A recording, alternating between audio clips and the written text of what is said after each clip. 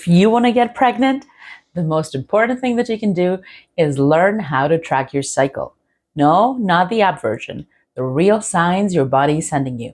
Because if you learn to read your cycle properly, you will know more about hormones than any lab will ever tell you. Hi, I'm Ina, a naturopathic doctor focused on fertility and a proud mama of 4 after 30. But before we track anything, we should have a clear idea of what's supposed to happen. So think of your cycle in 4 chapters. Chapter 1, your period.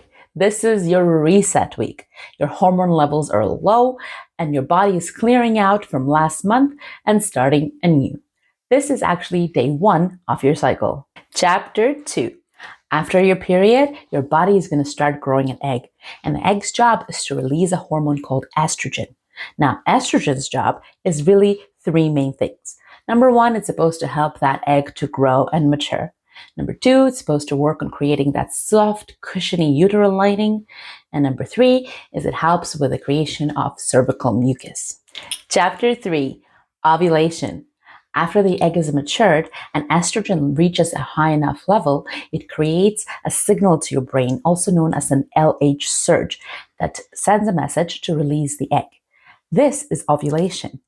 The egg only lives for a short amount of time, so we're talking 12 to 24 hours for most people, and this is your fertile window. And chapter 4, the luteal phase, also known as the waiting phase. This happens after ovulation, when your body switches to a different hormone called progesterone. Progesterone's main job is to help with the implantation. It's also supposed to calm you and increase your temperature a little bit. If you do not get pregnant in this cycle, progesterone will drop, your period will come, and a new cycle will start afresh. So, how would you track your cycle? Well, first, you have to figure out what day 1 is. Day 1 is the first full day of real bleeding. Not spotting, not I think it's coming, not brown discharge. If you need a pad or a tampon, that's day 1. An important note on spotting.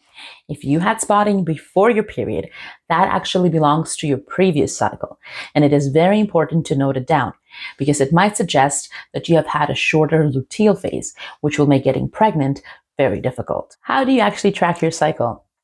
Well, you can use anything. You can use a calendar, an app, a chart. I personally prefer charts because they give me the most flexibility to note down all the things that we're going to be talking about in this video. If you don't have access to a chart, I have created one both in Celsius and Fahrenheit, and it's linked in the description below. So to figure out your cycle length, you want to track from day 1 to the day before your next day 1. When you're recording your flow, make sure to record the strength of the flow. If it's heavy, medium, light, or spotting. You just won't remember it a few months from now when you look back. Ideally, for fertility, we're looking for a cycle that is predictable, and that is really the most important part. If we can get it to between 26 and 32 days, that would be ideal. 1 to 2 day variation between cycles is also okay. Cycle length is mostly determined by when ovulation happens, because the second part of your cycle, known as the luteal phase, is fairly fixed at 14 days. What changes is the follicular phase, the first part of your cycle. And that depends on how long it took you to grow a healthy and mature egg and for your body to have been able to ovulate. So once you start recording your cycles and looking at the cycle length, there's some patterns that emerge that can actually give us a lot of information. For example, if you have a long cycle, that usually means that ovulations struggle to happen. It might be happening later in the cycle or inconsistently. In short cycles, the egg would not have had enough time to mature. So there must be problems there. Or you might be looking at a shorter luteal phase, which will make implantation nearly impossible. If you're looking at an inconsistent cycle, it could be due to stress, it could be due to poor sleep, an energy imbalance. In short, all things that are possible to correct. The next important thing to track is cervical mucus. Cervical mucus is amazing to track because instead of going to the lab to get your hormone tested, you can actually check your cervical mucus, and that tells us what estrogen is doing in your body in real time. And this is so helpful to being able to figure out when you're about to ovulate, when your fertile window is, and gives you so much information if you just figure out how to track it properly. So the way you're going to do it is check every time you wipe, as soon as you're done your period. There are 4 main types of cervical mucus that we're going to discuss and that you should be able to recognize. The first one is known as dry. which means it feels dry and there is basically nothing at all when you wipe. This means that the hormone levels, and especially estrogen, are low, and you would see it mostly right after your period or right before your next one. The second part is known as sticky. This one is thick, tacky, and it does not stretch. It means that estrogen is rising, and you would see that still quite early in your cycle. The third type is creamy. This one almost feels lotion-like. It is white or cloudy, and it will not be sticky, even though it will be very moist. This means that estrogen is rising well, and you're pretty close to ovulation, maybe a few days out. The fourth kind, egg white or watery mucus. This is that famous egg white consistency that people talk about. It's slippery, it's stretchy, it's very wet and usually clear. This is when estrogen is at its peak and ovulation is only 1 to 4 days away. This is the most fertile mucus and gives the best chances for sperm to be able to reach the egg. So one more time, how to check. You check every time you go to the bathroom and wipe. At the end of the day, record the best quality mucus you've had for that day in your chart. So for instance, because the quality of mucus changes, if you start out the day with, say, creamy mucus, but towards the evening it turns to egg white, you would record egg white for that day and try not to overthink it. Some important things to keep in mind while you're tracking your cervical mucus and maybe jot down. Are you having fertile mucus every month? If so, for how many days? Does it ever come in waves? These are very important findings that will help us figure out what is actually happening in your body. The third thing you're going to be tracking is LH strips. And LH strips tell us when your body is trying to ovulate. Keyword trying. Here's some important things to note about that.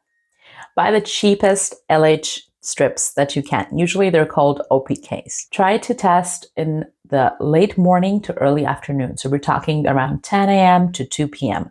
because that's when the concentration of LH would be highest, and that will give you the least amount of chance of actually missing that surge. As you get closer to ovulation, that line will darken, and then you should start testing twice a day. So you test once at 11, and then the next time 4 to 6 hours later. If your cycles are short, less than 26 days, I would start testing right after your period.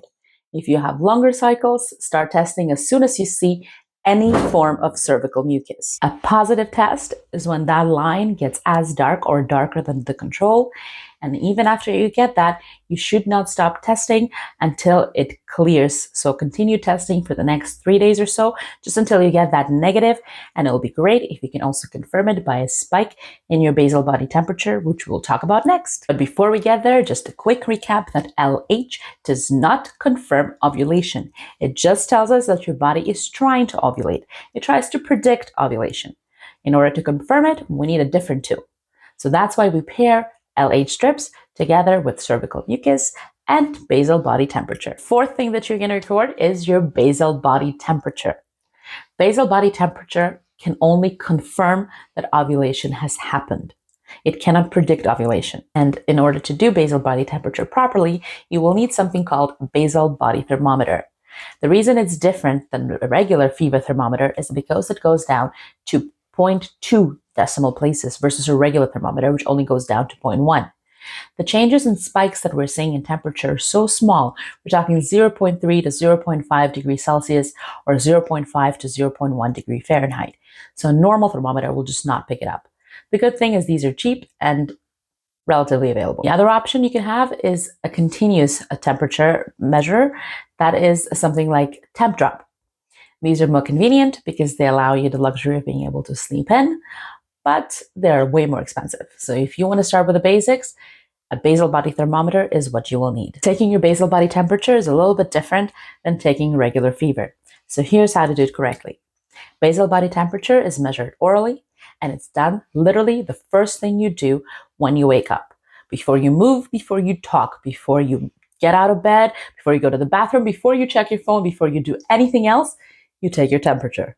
This is very important because consistency is what makes the data reliable. Also, the timing. When you're taking your basal body temperature, the timing is very important. So you have to make sure that you take that temperature at the same time every day. So when you pick a time, you have to stick to it. Yes, even on the weekends. Yes, even if you want to sleep in. You want to sleep in, you have to set your alarm for the regular time when you're supposed to take your body temperature. You wake up, you take your temperature, you put it away, you go back to sleep. This consistency, so the fact that it's literally the first thing you do when you wake up and the fact that you're doing it at the same time every day is what makes the data reliable. Now, it's also important to know that we're looking at the pattern. We're not looking at the single value. So don't freak out over just daily numbers or changes in numbers. What you're looking at is the pattern. As long as the pattern is good, you're good. So what is this pattern that we want to see? We want to see lower numbers before ovulation. We want to see a spike at ovulation of about 0.3 to 0.5 degrees Celsius or 0.5 to 1 degree Fahrenheit. Then we want to see those higher temperatures maintained and be stable, and then eventually they'll drop off before your period. There are some other important things that you can track that will help us understand if there's any confusing things happening in your period or any irregularities that might be unexplained. So one of those things would be PMS symptoms. So things like headaches, breast tenderness, hunger changes, irritability, anxiety, bloating, constipation will be all great things to note down. Some other helpful things to look at would be things like your libido, which should usually increase before ovulation. If you have any hunger or strong cravings, that might reflect blood sugar irregularities. If your sleep was disturbed, that could delay ovulation. If you had an illness, that could delay or cancel your ovulation. And if you have a very stressful event happen, that could shift your entire cycle. So generally, it's a good idea to know these because they do matter. So putting it all together, since we're looking for patterns throughout this, these are the 4 most common patterns that I see in my practice. Pattern number 1 is late ovulation. As the name implies, everything is late. So you have delayed ovulation, you have a cervical mucus appearing late, you have a delayed LH surge, and the cycle is usually very long. Some things that might help with this is having consistent meals, morning light, better sleep, and less intense exercise, especially in the middle of the cycle. Another pattern that you might see is known as weak ovulation. So here you would have a very short fertile window. The fertile mucus would be very slight, and the LH surge would be quite weak. Here, reducing inflammation, managing digestion, reducing stress, and making sure that you actually eat enough might be very helpful. Another pattern that is common is called the short luteal phase. Here, in the beginning of your cycle, everything looks normal, but the temperature drops off too soon, and you usually get spotting before your next period. Here, we'll look at having regular meals, better sleep, and decreasing stress. Another pattern that we see is one that has no ovulation. So here you would have cycles that are irregular, you would have different cervical mucus peaks, and the temperature will not rise. So here we'll look at improving energy balance, reducing overtraining, trying to improve sleep, and decrease stress. So once you understand how to track your cycle properly, your body stops feeling mysterious and actually is empowering. It allows you to be able to read the changes that are happening in the body on the monthly basis. And once you can read and understand that, it allows you to see what may need support, where would you need to make a change, and what is your most fertile time of the month. Understanding your cycle is truly the foundation of fertility. If you found this video helpful, please subscribe for more fertility clarity.